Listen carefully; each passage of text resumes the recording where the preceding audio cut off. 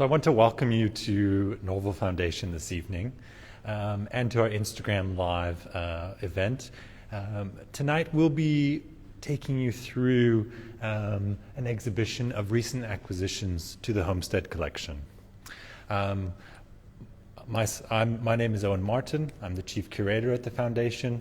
I'll be joined by Senior Adjunct Curator Karel and Khanya Mashabela, Assistant Curator, will be joining as well over Instagram to speak through a number of works in this exhibition.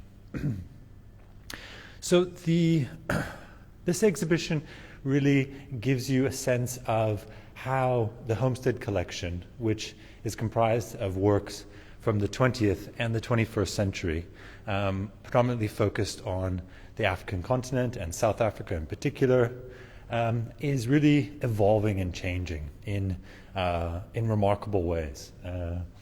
So we've conceived the exhibition in four sort of groupings.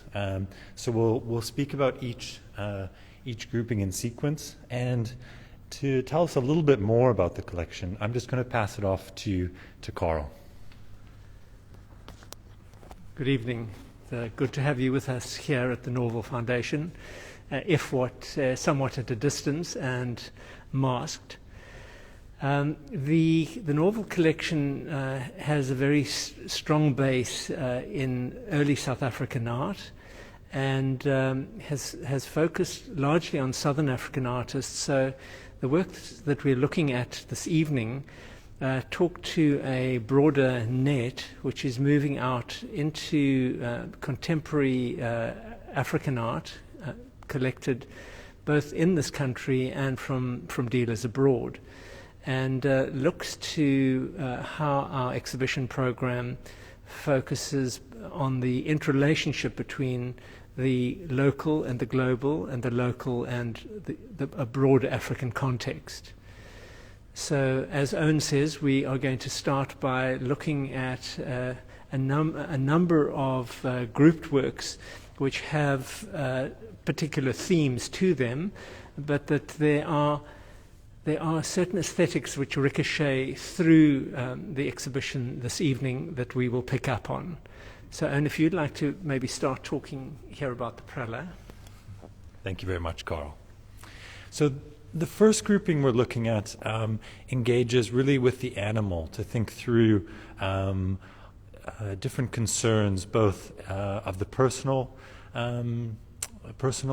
kind, but also of social concerns, and a broader sort of the broader consequences of changes in social structure. The first work here on my left is a piece by Alexis Preller.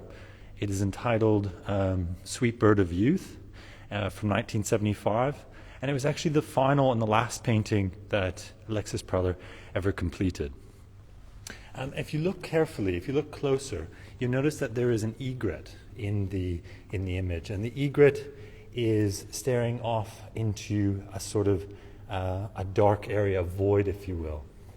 And that void is countered or in tension with a much brighter sort of glowing form in the background. If you recall that this is Preller's last work, it does have a sense of the existential, and perhaps is a sort of a reflection on the artist's own mortality. And yet that is really grounded in the earthly. You'll notice on the lower sections of the work there appears to be a small piece of land or object which this egret is positioned on. I think in this work there is a territorial quality of external landscape and internal landscape. As Owen says, this darkness towards the light, but we also see what look like holes that light comes through, but that they also seem to be egg-like. And the surface of the painting has sand in it, much like in Braakslate paintings, and we see this line almost like a symbolic threshold experience from this world into the next. And for me, there's something very powerful and poignant as this bird looks up to these two eggs, but they look like two eyes looking out of the darkness. So it is a mysterious work and a touching work. It feels very delicate, and it has a kind of fragility, an emotional fragility to it. It's important in our collection because we have a large group of predators from some of the very earliest to the very last. So it brackets the collection and is an important acquisition for that. Thank you, Anne. Thank you, Karel. Moving to the left, you'll notice a work by Kate Gotkins. It's a work from 2017 entitled Harvey. In contrast to Preller's very precise handling of the paint, there is a much more of a gestural quality in Kate's painting. And the artist has constructed this sort of Baroque interior space, or this highly ornate interior space, which seems to be in the process of coming undone, of collapsing. Of course, we have this large ape on the left-hand side of the composition. You can see here, and that ape is sort of leering at these dogs, perhaps poodles, as you move to the right of the composition. And if you consider when this work was created in 2017, it is, and the title as well, it really perhaps can be understood in relation to the scandal around Harvey Weinstein and his serial abuse of women in that year. That was the year when that really came to light. So that sort of leering ape does become somewhat more ominous when one takes that into consideration. But of course, this whole world and this sort of whole set of norms and values is, of course, in the process of collapsing, of dissolving and breaking apart. I think what is interesting in the work is that there is this frantic quality in the way that the dogs are handled, and that talks to abuse in a metaphorical sense within our society, especially within the kind of glamorous power world of Hollywood. But it also breaks very often on our own shores, much closer to home. So it is a work that deals with powerful social issues, and that the painterliness that we see here spills over into this wonderful little ferocious dog. Yes, exactly. So this work here, just to the side of Kate's work, is by Georgina Gratrix, from approximately the same year, and is entitled Guard Dog. What's certainly striking about this painting, particularly in relation, of course, if you think of the Preller we've just viewed, is how there's a certain irony to it.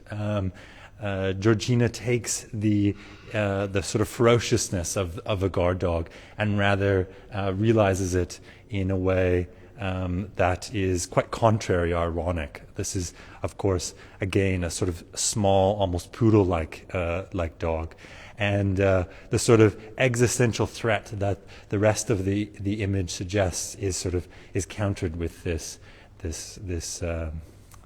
irony.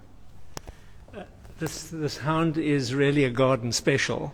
If one looks at the luscious greens, and I think there's again this ambiguity that we have with pets, where they are within the bounds of home. They are cuddly and loving, and outside they are meant to be guards and ferocious. And I think the childlike application of the paint gives a kind of an emotiveness to it that has the directness that we see in untutored painting, but here we feel that this is I think it's an intelligently done work.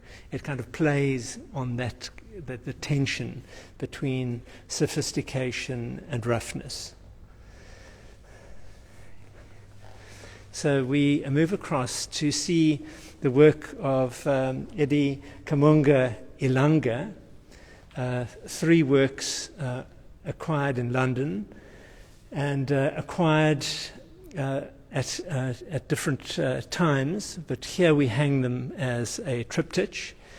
And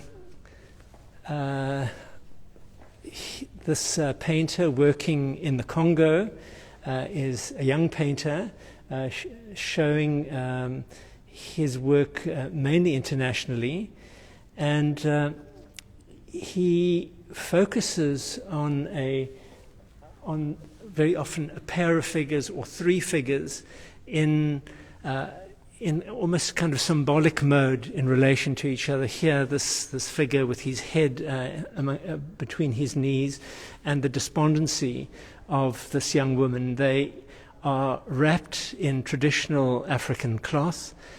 Cloth in Africa is a particular language, both as it is designed within the country, but also imported cloth, which has its own kind of status.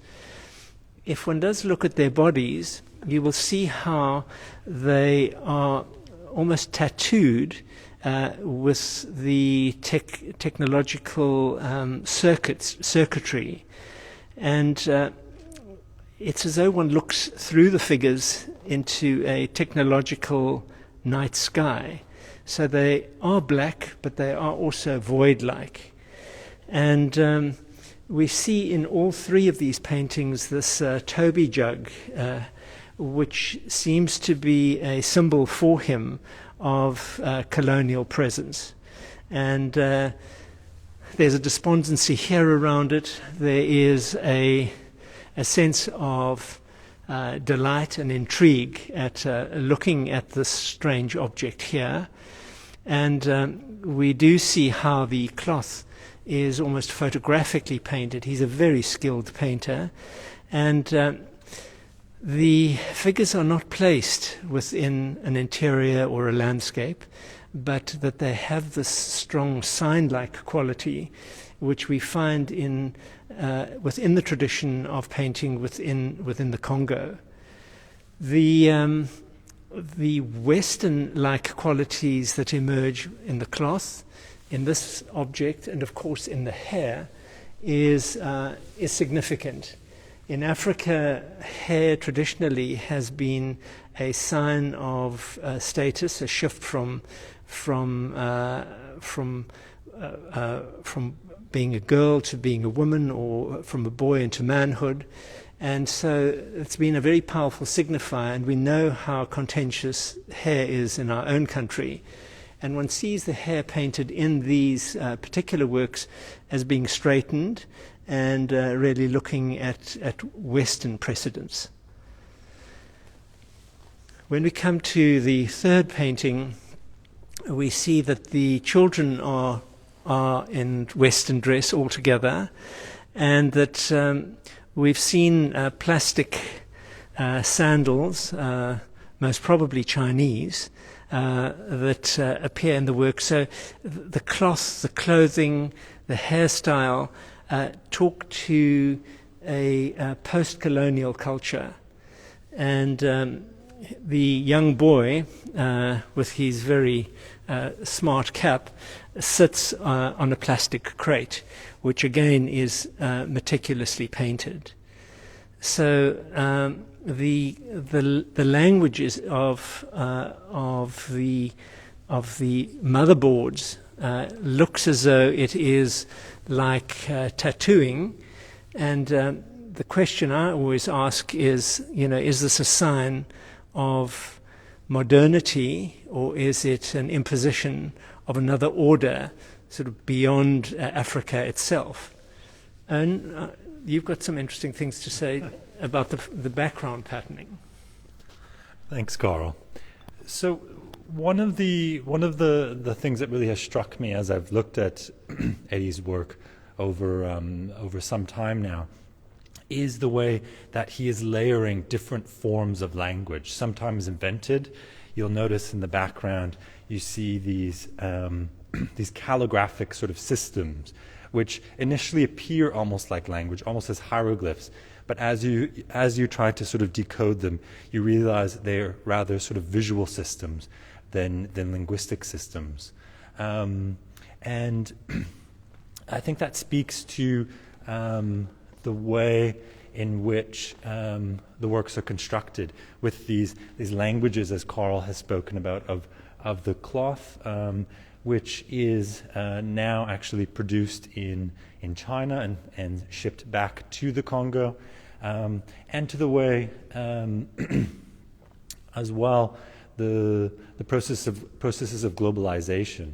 The circuit board can also be connected to a mineral which is mined in the Congo, in the Democratic Republic of the Congo, called coltan. The DRC produces about 80% of the world's coltan, and that's a mineral which is used in all of our smartphones and all of our computers, and it's essential in the production of these technologies. And it's caused, of course, both great wealth to flow into the country, but huge social and economic and political problems and processes that have needed to be overcome within this context, or in the process of being overcome or challenged, really. And so the larger sort of social and political context in which these works are being made, and the Congo's relationship to a larger global context is a quite powerful way of reflecting on these works, and I think is carried through in many respects by Cheri Samba. And I'll pass the mic back to Karel to discuss that work. Thank you. We'll look at Cheri Samba in a moment, but I find the small details in this work so telling. The Toby jug's nose seems to be flattened and grazed, which looks as though there's some violence in relation to it. I love also the precision of the way these bands move across the body, and the way the foot sits within the sandal. I mean, there's a particularness in his painting which is quite remarkable. At the same time, the overall effect is that of a sign, and we see that in Cheri Samba's work, who is also from the Congo, from the older generation of painters, that sign making is the genesis of the works. That there was a tradition of barber boards which were meticulously painted with different hairstyles on them. So these signs were placed outside barber shops, and you would choose your hairstyle. And that's where a lot of naturalistic painting initially emerged in Africa, and one can see that being quoted here with these three heads placed against a semi-kind of Islamic background of script. The three heads are black, white, and yellow, three racial groups. They feel as though the heads have been peeled. It's a convention have seen in surrealist work by Dali, and it has this shiny red glitter which is painted on the inside, giving it a rather unnerving quality. And of course they all three have their tongues out, but that the world is balanced on the final figure's tongue as a sign. But just below that, of course, we have written text. So there are layers of meaning in a sign-like manner within the work that, of course, finally comes together again here in this black drop, which does seem to have allusions to oil. so one is constantly trying to understand the nature of the sign. Owen, if you would like to Continue. Yes. Thank you, Karel. Just quickly, one thing I love about this work is you'll notice that in so many atlases, Europe or North America is centered in the way the globe is depicted. And here there's a distinct centering of West Africa instead. And again, speaking to what you've just said, Karel, now about globalization and Africa's relationship to the rest of the world, it's quite interesting. Yes.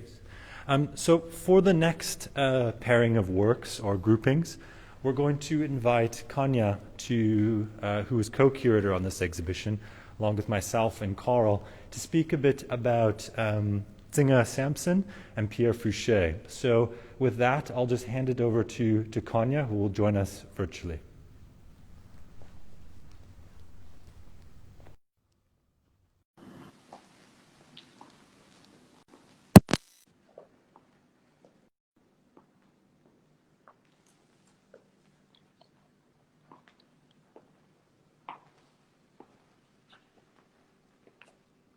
Hello, glad to join you, even if just virtually today. So this work by Zinga Samson is titled Intoentle, which means beautiful things. In this work, we see, sorry, I think that I might be buffering. Yes, so in this work, we see Zinga depicting the beautiful thing. In this case, it is this gold chain that we see hanging from his neck.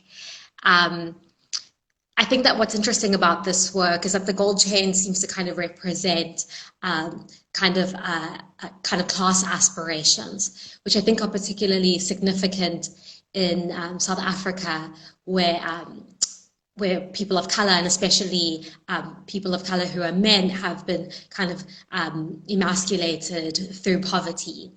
So in some ways, it's this way of regaining power, as kind of shown by the necklace. It's also quite interesting that Khanya uses this moment to make a self-portrait.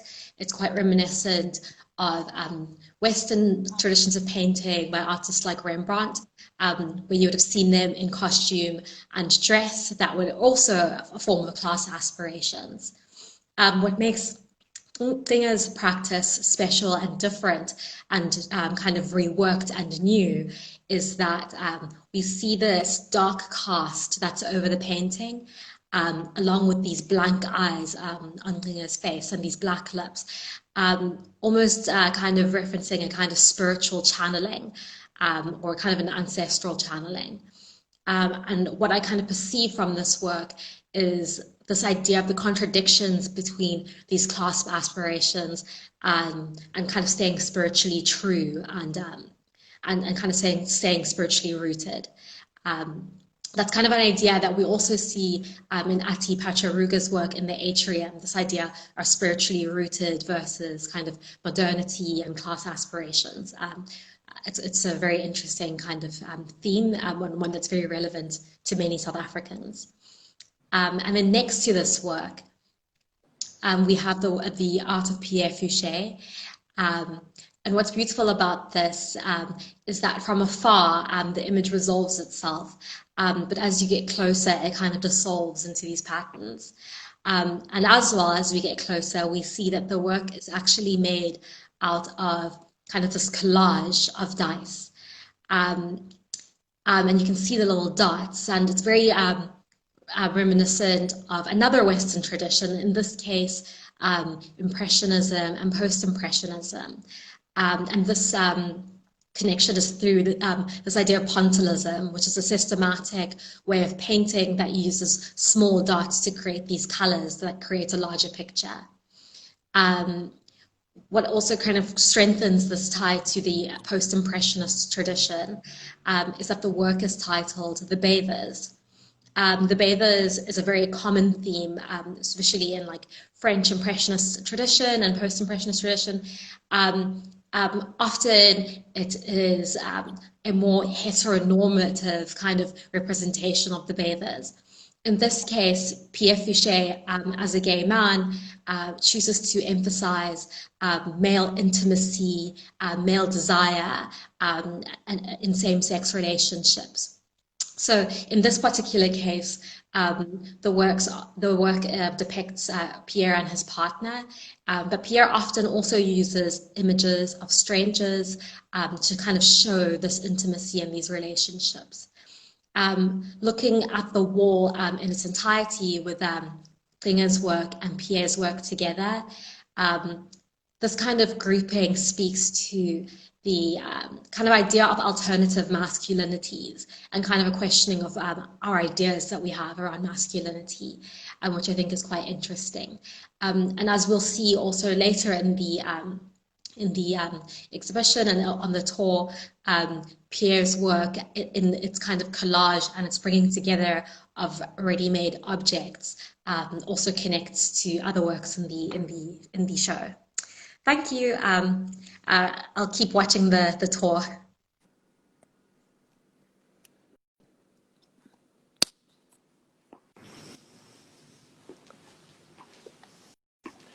So in Pierre Fichet's work, it is interesting to look at the relationship to Eddy Kamuanga Ilunga's work, where we did have the patterning on the body previously, but here it is used to define form rather than create a kind of social coding on the surface. But what is intriguing is that we have this kind of digital presence on the surface of the body, the sense of precision, and I'm always fascinated by that he has literally 6 chances to get the right numbers of dots on the surface for those figures to emerge. So his work seems to play both with precision and the sense of the elusive. And I have a work on this exhibition entitled Folded Worlds, and it too works with the sense of preciseness and the elusiveness. If it is a drawing of my studio, and with one of the largest leaves in the world within its space, almost a 4-meter high leaf, which was collected in the Seychelles. This is part of a series of drawings that I did over 6 years on an uninhabited island in the Seychelles, where I would cut a leaf and I would place it in the rudimentary structure I was living in and make a drawing each time I went. And I eventually brought back 2 large leaves into my studio, and that led to another 4 drawings. So this is one of them. We see this leaf from the Coca de Mer palm, this folded structure which miraculously unfurls to create a form that captures sunlight and transforms that into energy. And what has intrigued me about leaves and plants is that they are able to make food from light rather than being part of the aggressive food chain. So the drawing looks very carefully at objects in my studio. This is a screen called Sextant, which was done related to a project that I'm working on with 70 of the world's great astronomers.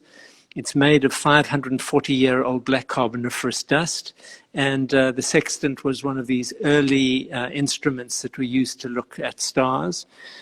There is a very precisely drawn floor using the convention of perspective, and a glass vessel with a number of scrolled drawings in it, a Tonga stool with an ineffable form or energy which seems to move from it. And throughout the drawing, you will see that there are these marks which do not describe form, but are really about the ineffable.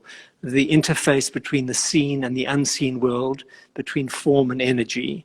And that has been one of the major axes within my drawing practice. So we move from my large charcoal drawing to a very beautiful small oil painting by Ernest Mancoba, the South African artist who left in exile to live in Denmark. And he produced a series of very intimate works.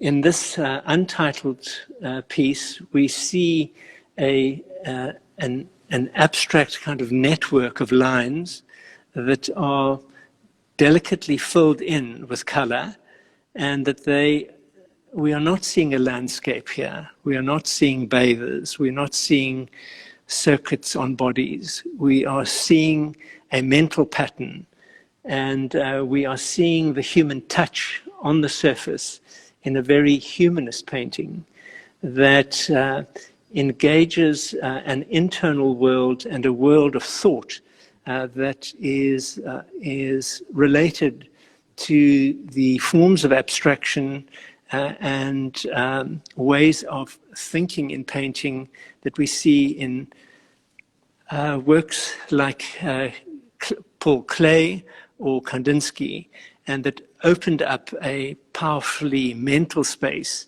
which we see moved through with immense precision in the work of Gerrit Marx. Thank you, Karel. So as Karel's just mentioned, we're looking at a work entitled Towards an Interior by Gerrit Marx.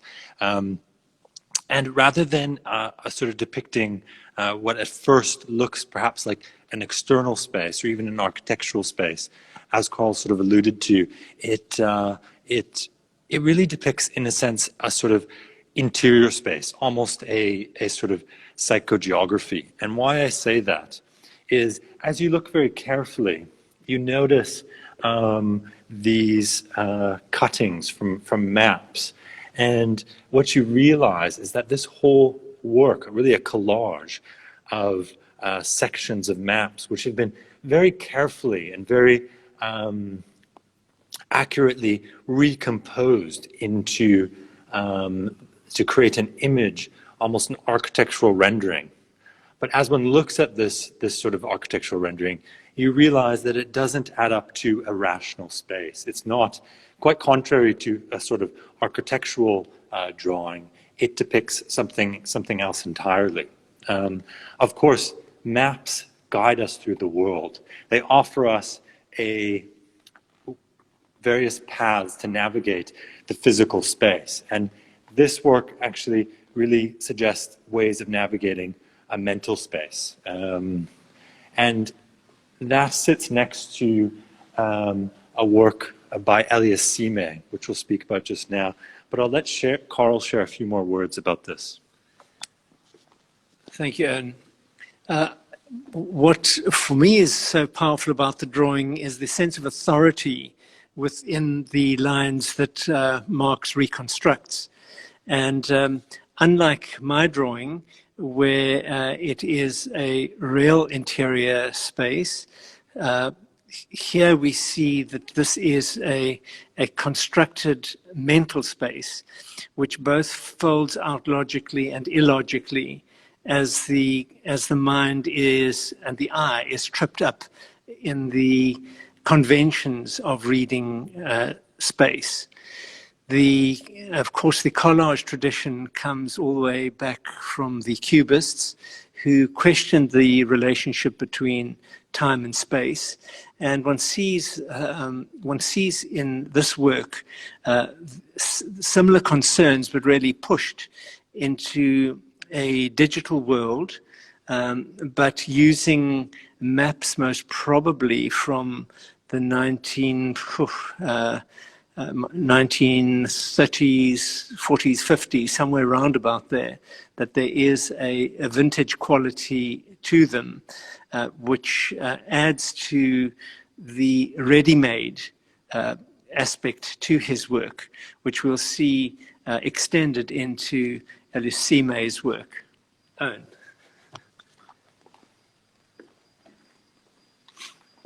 So as we move right from Marx's work, we see Elias Sime's Tightrope Noiseless 16, also from last year.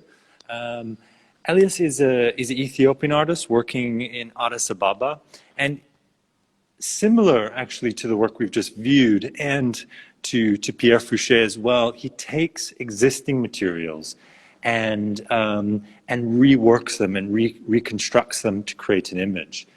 Here you'll notice that there are actually pieces of tech waste, of circuit boards, which have been used circuit boards, which have been cut up and reconstructed to create this image. In a sense, this sort of logic of digital technologies, of ones and zeros, is here repurposed, or has a different intent, an intent that is much more conceptual and aesthetic than it is to create certain connections and to complete certain almost computational sequences. Again, there's this really interesting relationship to Marx's drawing, who uses a system of rational mapping to create an image. Here, this sort of system of digital technology, notably not of our present moment, of a sort of more historic digital technology, is used to create this image, which may be a sort of visual plane, might be a sort of a sort of aesthetic plane, but also gives the sense of something which is almost architectural. You'll notice that there are these sort of voids or apertures which punctuate the surface of the work at the top and then partway down towards the bottom. I think these apertures are ambiguous in the sense that they could also read as solid form with a shadow, and the works are really interesting in that they are part of what I call a contingent aesthetic, which we find in Africa, of taking very ordinary material or throwaway material and making something new out of it, and that the material in its own right has meaning, as Owen has spoken about. That these boards which are encoded are recut up, repurposed. So there is a shattered language that we see within this work, and that we find copper. We find silver solder. The holes are very precise because they are drilled through. Some of them are printed, and so you get lost in this this matrix of motherboards within the piece, and that it's high tech, or I suppose it is an old-fashioned high tech that we see here in the vintage Bakelite that is used, is a far cry from the Mancoba that we looked at earlier, where the softness of the painting, the construction of the surface is similar, but we feel a strong humanistic quality here that is not about the ready-made. It is about the tentativeness of mark, the ephemeral, the physicality of the surface, but also looking into something that is ethereal. And in some ways, when we look at Sime's work, when we look at Gerard Marx's work, and at my own work, we see this language that evolves around the human need to map the physical world with preciseness, but also to talk about the emotional world and how the balance is needed for us to work with precision, but also with a sense of exploration of a personal journey, and to map that journey in a visual form to be shared with our community and talk to our time. Owen. Thank you, Karel. So that concludes this evening's discussion over Instagram Live of recent acquisitions by the Homestead Collection. You're more than welcome, and I'd encourage you to view the videos on our YouTube channel. We've archived each of the discussions online, and they're available to watch there. It's a nice way of engaging with the exhibitions, perhaps before or after you visited the foundation.